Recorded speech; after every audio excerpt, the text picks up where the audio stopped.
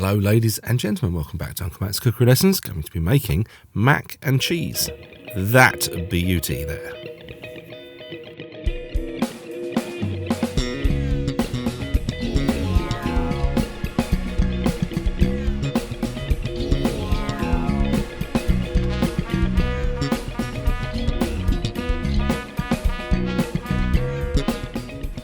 In this video I'm going to be making mac and cheese, or macaroni cheese. It's an American classic, it's absolutely gorgeous, and I think you're going to really like this one.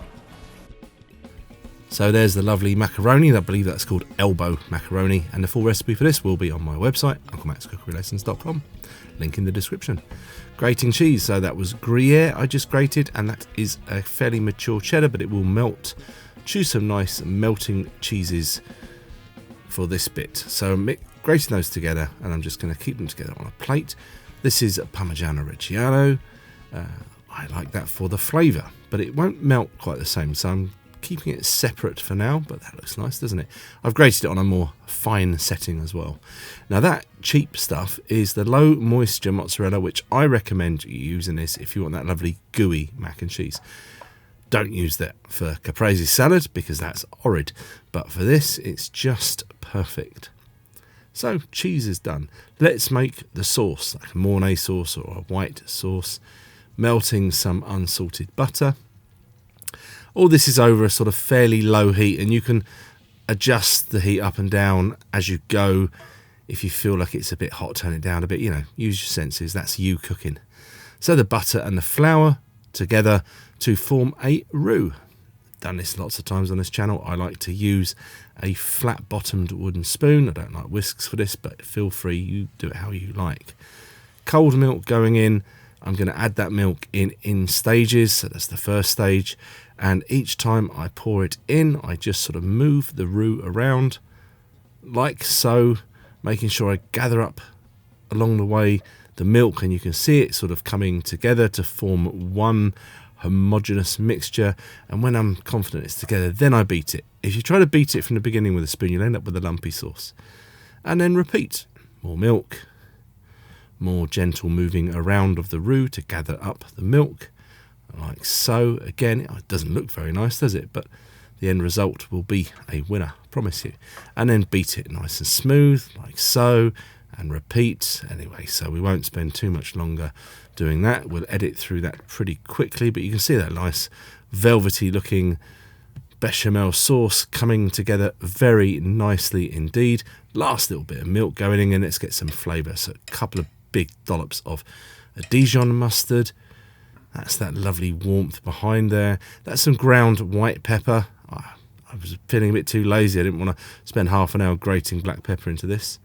And in goes the cheese. Now the temperature needs to be, turn it down really low for this. In fact, turn it off, because you don't want to boil this now the cheese is in, because you may split it. And so all of the melty cheese went in, and then I put about half of the Parmesan in, reserving some for the top. And that is done. Leave a lid on it to stop it from getting a skin, and get on with the pasta. Now you could have you could have put the pasta on and then tried to make the sauce in time, and it probably would have worked, but not when you're filming. So anyway, in goes to some salted boiling water, in goes the pasta. The packet said somewhere between 6 and 8 minutes. I thought I'd give it 6 minutes because I don't trust those instructions, and it wasn't quite there, so I gave that about another minute or so while I stood there and waited.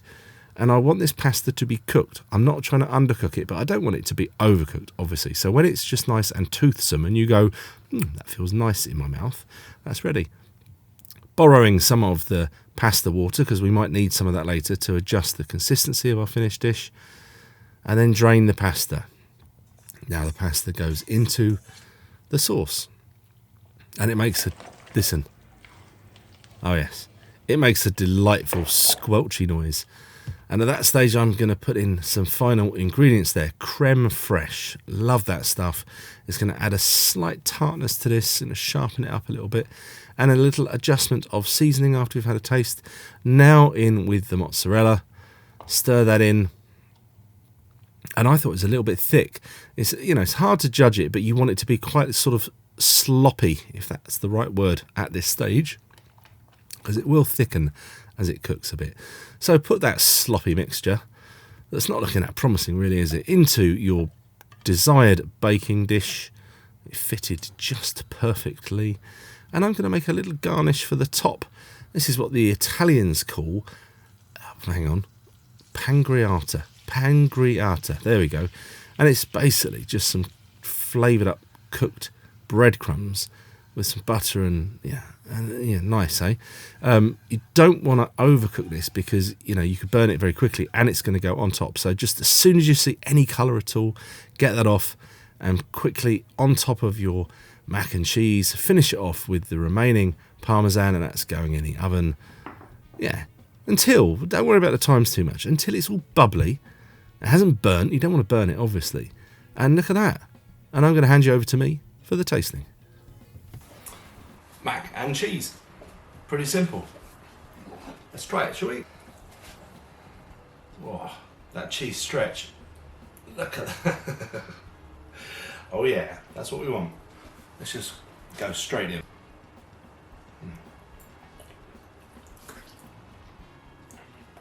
And that crunchy top.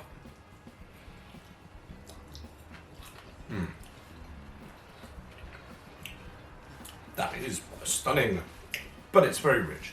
So may I suggest a little bit of tomato perhaps, some mixed leaves, a couple of bits of bacon, why not?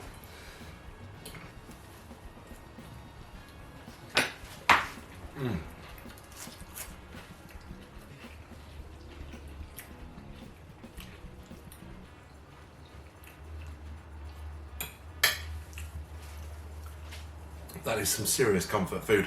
I would definitely recommend giving mac and cheese a try. If you're new here, hi, thank you very much for finding my channel. Anyone that's watching, I would really appreciate a thumbs up, a comment perhaps, even perhaps share, and of course a subscription would really help to tell YouTube that this channel ain't that bad, because I'm hardly getting any recommendations at all, I don't think, at the moment. So any help would be so much appreciated. Anyway, thank you very much for watching, and I'll see you again soon. Bye.